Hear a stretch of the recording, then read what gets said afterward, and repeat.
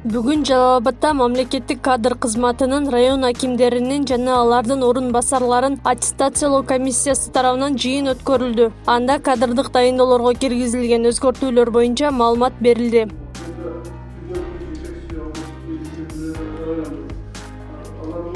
Өлкө боюнча мамлекеттик жана муниципалдык деңгээлдеги кадрларды тандоо жана иштетүүнүн системасын жакшыртуу жана президенттин башкы тапшырмасы кадр тандоо тажрыйбасын өзгөртүү программасы ишке ашырылууда. Анын негизинде Жалал Абадта райондордун акимдери жана орун басарлары аттестациядан өтүүдө.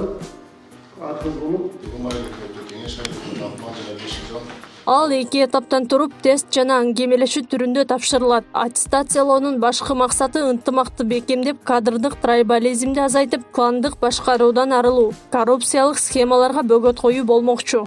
Тестүүлөөдө кече 2 орун басар өтпөй калды. Бирөөсү Чаткал районунун акиминин орун басары, экинчи Тогустар районунун. Эми бүгүн калгандары түздөн түз аңгемелешүү болуп атат. Аңгемелешүү бүгүн бардыгы менен маңдай тестке отуруп талкуулап алардын ишмердигин. Эми 3 түрдүү чечим кабыл алабыз.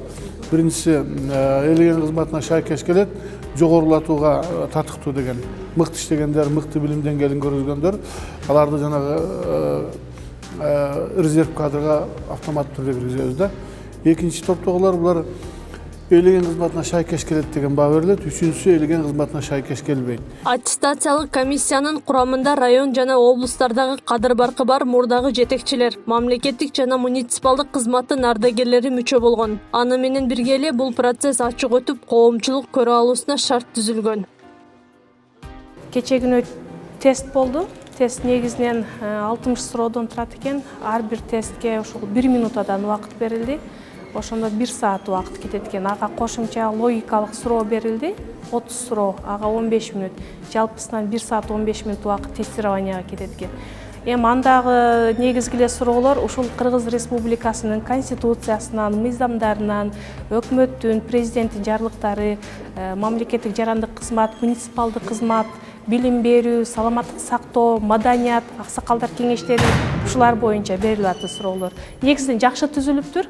Бул мен ойлойм, ар бир кызматкер бул суроолорду, мыйзамдарды билиш керек. Буга чейин Баткен жана Нарын шаарында жергиликтүү мамлекеттик райондук администрациялардын башчыларынын жана алардын орун басарларынын аттестациясы өткөрүлгөн. Алдыда бекитилген графикке ылайык башка облустарда да өткөрүлмөкчү. Анын жыйынтыгы менен мамлекеттик кызматта иштеген атка минерлер кызматына калтырылат же четтетилет.